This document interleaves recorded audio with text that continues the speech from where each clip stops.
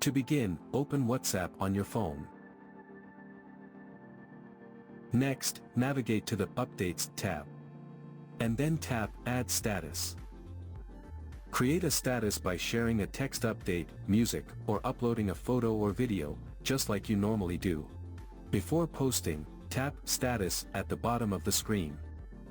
A menu will appear where you can choose who can see your status updates. Below, you will find the new Allow Sharing option. Simply toggle the slider to enable it. Then tap Done. Finally, tap the Share button. Your status will then be successfully shared with your selected audience.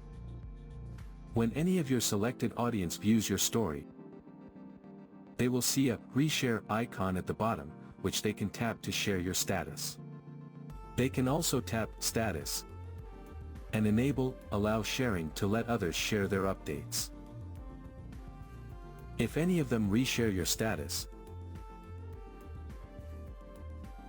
you will receive a notification indicating that this person has reshared it. If you want to enable Allow Sharing without posting a status update, tap the three dots in the top right corner. From the drop-down menu, select Settings.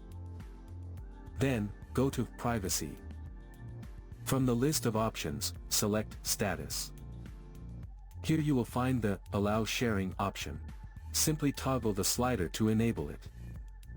This feature lets your audience easily share your status, increasing its reach and engagement. So that's how you can enable and use Allow Sharing for WhatsApp status.